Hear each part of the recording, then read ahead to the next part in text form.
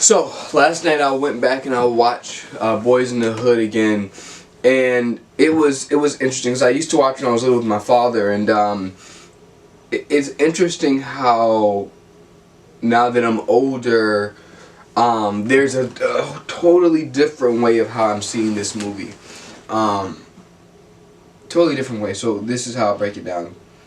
The only time that you see Doughboy is played by Ice Cube. The only time you see Doughboy embrace Ricky is when Ricky gets shot. Right? They grew up in this neighborhood. They grew up in Compton, I believe, and so they grew up in this neighborhood where it was normal. You're getting shot every day. People are dying every day, right?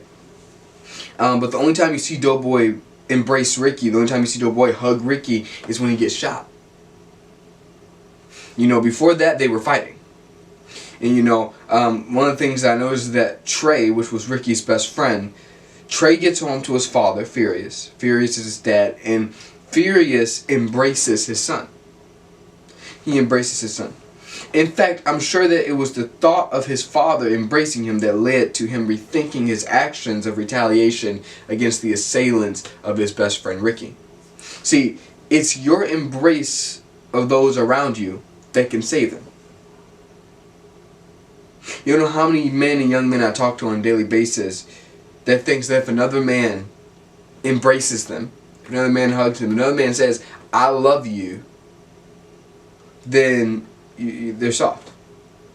Or how many young men we see, and I just want to add on to that like, if we keep it up with this level of you're soft if you're embraced, you're soft if you're loved, you're soft if you're cared for, if we keep up with this, we end up seeing young men like Doughboy. And I believe there could be a tide, I believe there could be a shift in something with this generation. I believe it could be something different about this generation. We end up seeing young men just like Doughboy, dead or in the in prison. Either way, they're serving life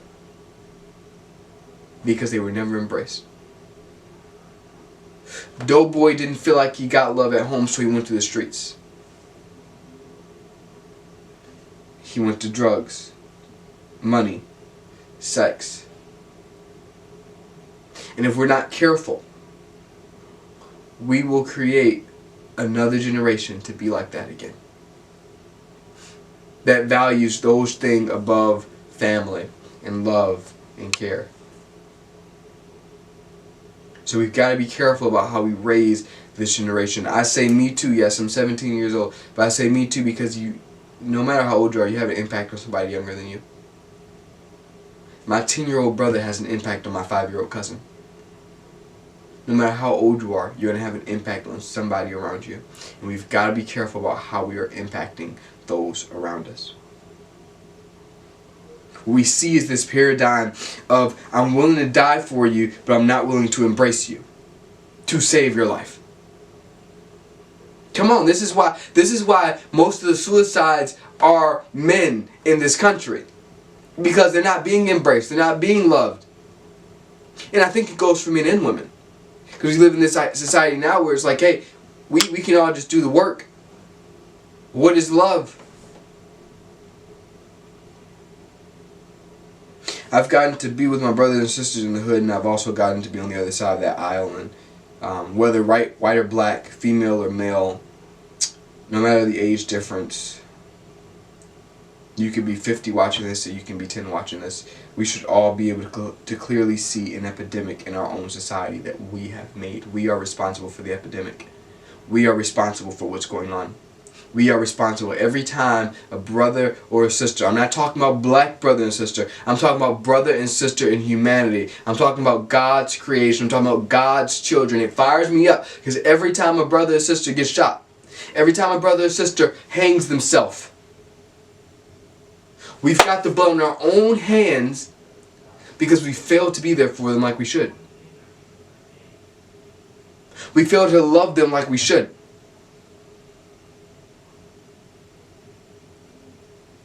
We should be able to clearly see that there's an epidemic in our society, an epidemic in our country that we are responsible for.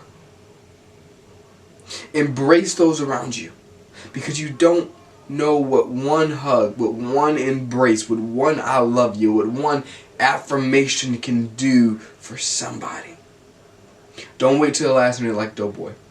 Doughboy gets up the day after his brother is shot dead. He goes and sits next to his brother's best friend Trey, and he says it doesn't even feel the same. I don't even know what to think about going to murder the assailants of my brother.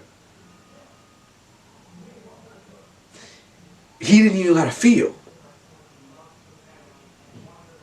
Because he realized if he had embraced his brother, if he had a brother in the right path, maybe something would change. Maybe something would shift.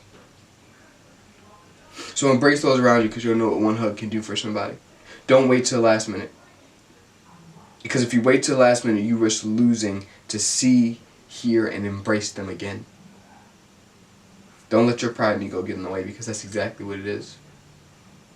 I think of the scripture, love is patient, love is kind, it is not envy, it is not boast. Embrace those around you. You never know what it can do for your fellow man. God bless you. God keep you. And I love you. God did it. He gave you a gift, and you have to give glory to who it's due. And would you place your feet on solid ground? Would you trust that I've already done it for you? Come on. Holy Spirit, make me more like Jesus. Holy Spirit, come amongst me. Holy Spirit, be in me.